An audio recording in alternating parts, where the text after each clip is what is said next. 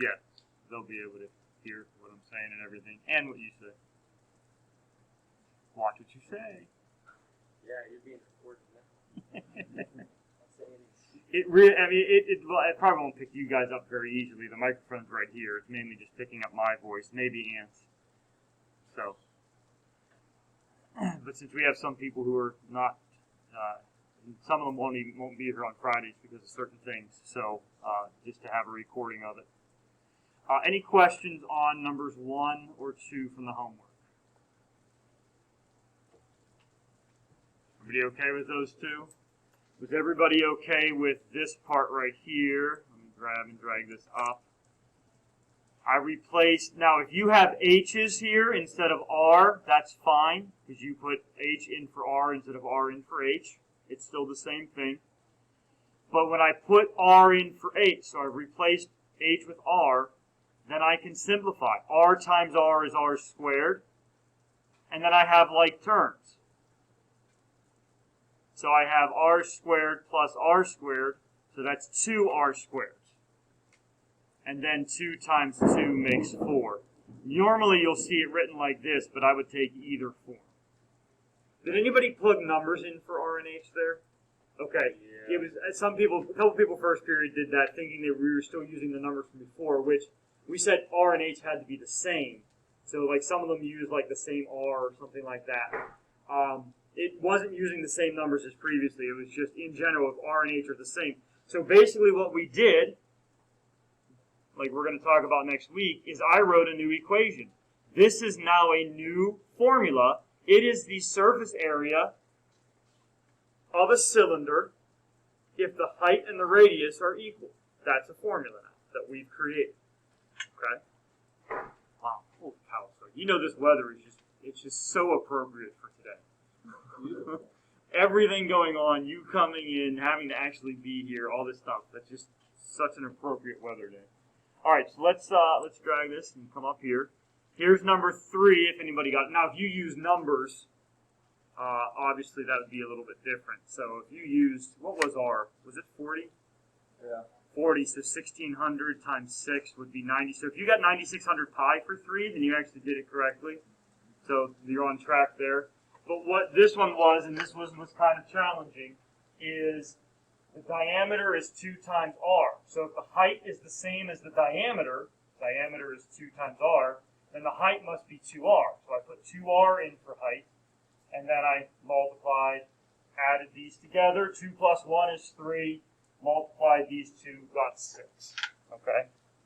So, questions there? Okay, let's jump to 4. Here's 4A and B. Take a look at your work and your answers and see if you got the same. Ask a question if you don't know why you got it wrong. Maybe my work alone is enough to show you where you went astray. One thing to really highlight here as you're checking is that I'm squaring it first. Let me switch to red. I'm squaring it first, and then I'm multiplying by 5. Exponents come before multiplication. So I have to square that number before I multiply by 5. Because otherwise, like here, you're getting negative 10 and then squaring negative 10 and getting 100. That doesn't work. I have to square it first, get 4, and then multiply by 5. That's a common mistake. Questions on A or B? How many people got A right? How many people got B right? Okay. All right, that's pretty good. Let's go. And again, if you feel like what we're doing is very simple, like too simple, that's great. That means you know your Algebra 1 and we'll be ready to roll with harder stuff soon. Wow, that's a really ugly minus sign. Hold on. Go ahead and check C and D while I fix it.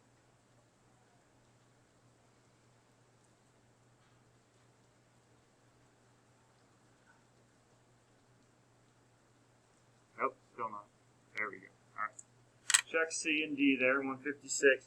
And then you notice, that's ugly too. Down here, wow. It's the same function, only with a P inserted.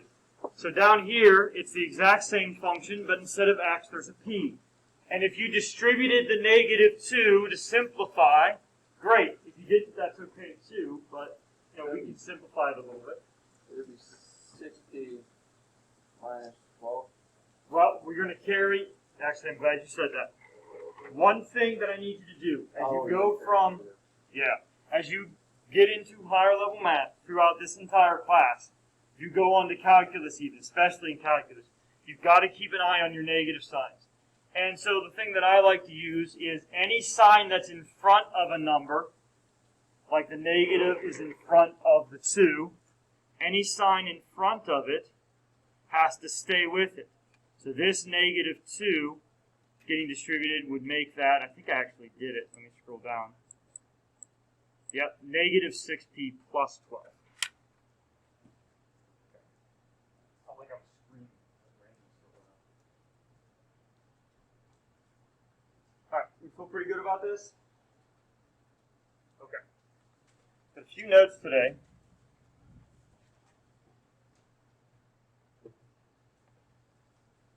Let's take a look at our notes.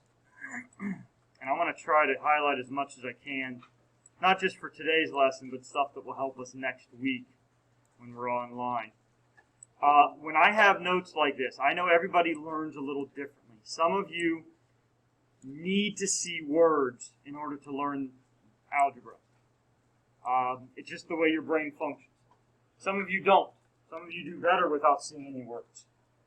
So you write down what you feel like you need to write down. You don't have to write down every word that I... Bryce is a little long. He had to scooch over to see around your head. There you go. That's perfect. That should be okay. You write down whatever. You can write every word that I have there, or you can just write certain parts of it. Or if you don't, if that doesn't work for you at all, I'm leaving that up to you what you write and don't write in my head. Take a couple minutes, get those down.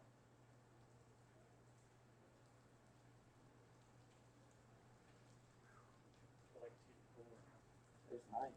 Yeah, feel like it's helping. What?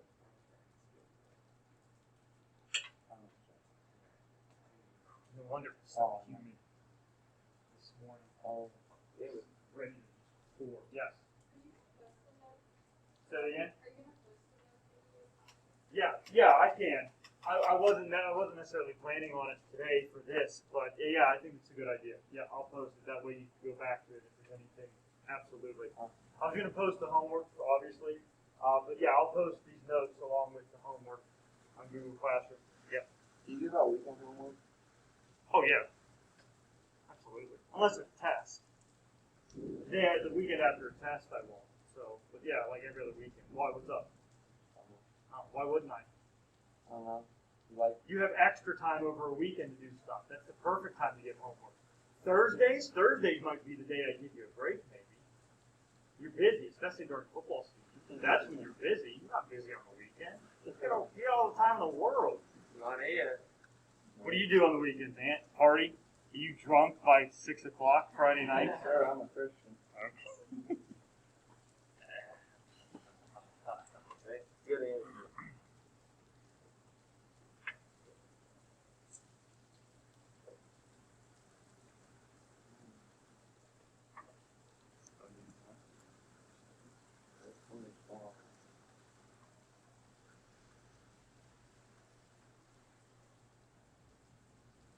Couple things to note here you might want to highlight. Obviously, like the first one, we talked about simplifying yesterday. When solving, we use reverse order of operations, or SAD-MAG. And the other phrase here to highlight is inverse function. What's that mean? Inverse function is the operation you do to undo something. In fact, let's do this real quick. I'm going to pop on the lower light. I think we'll still be able to see just for a second. If I'm solving something like 3x plus 11 equals 25, you know to subtract 11 from both sides. The inverse of addition is subtraction. The inverse of multiplication is division. That's why we divide by 2. Later this year, we're going to do something like this. How do you get rid of the square? You take a square root, The inverse of squaring something is taking the square root of something. Are we supposed to know square roots? Like what the common square roots are? Yeah. Like 1, 4, 9, 16, 25, 36, 49, 64, 81, 100, 121, 144, 169, 196, 225. Yeah. Up to 225, you should know those at this point, yes. What's 225? 15. Yeah. You should at some point learn the ones above that also.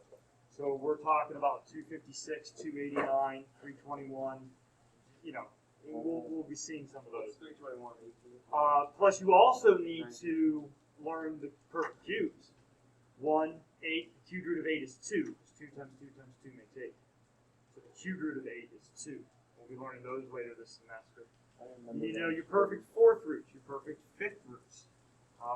Those lists are shorter because those numbers get really big really fast, but yeah. But you should know at least up to 225 with your perfect squares at this point. How about up to 144? Are you good with up to 144? Oh, All right. Well, we will touch on that. So, are we good to move forward here? 1 second. Yep. Go ahead. So when I say inverse function, what I'm talking about is doing the opposite operation. Some people call it the opposite operation. It's actually called an inverse. The inverse of addition is subtraction. Okay? That's what we mean by inverse function. Now, if you have to do both things, simplify and solve. So you have to do both simplifying and solving. You simplify first with order of operations, and then you solve second using SAD-MAID, which is reverse order of operations. See, my concern is, I'll do this on here for the recording, 1 second. My concern is that you guys look at something, are you done? Is that you look at something like this,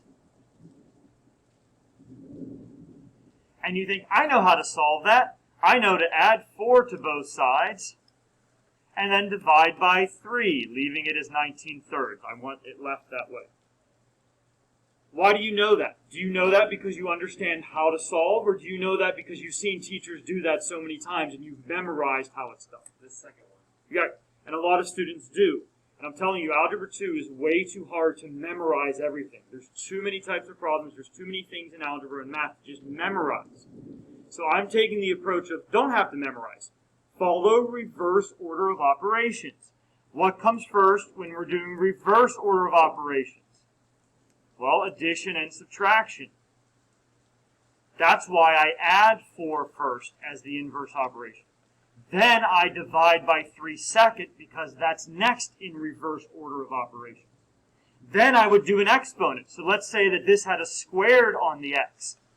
Okay, so then the third step would be do the exponent, and I would take the square root of both sides to get rid of the square, because that's next in reverse order of operations.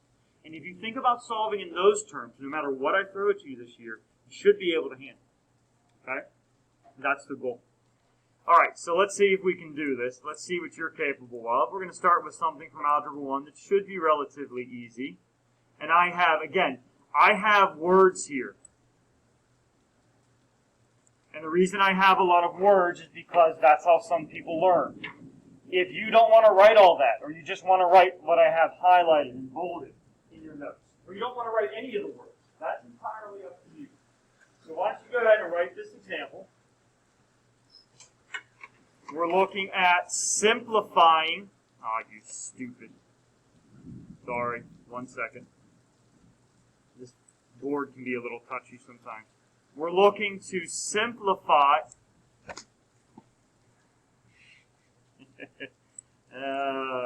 Yeah, Mr. Malik's the idiot in the room right now. Okay. Let's try this again. We're looking to simplify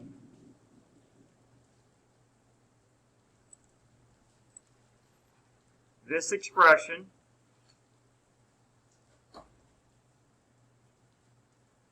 (5x squared). Oh my gosh. What the heck? And I'm struggling here. I don't see that. No kidding. Jeez. It's worked fine the last couple of days. Alright, cross your fingers. Yay, there we go. Looking to simplify this expression.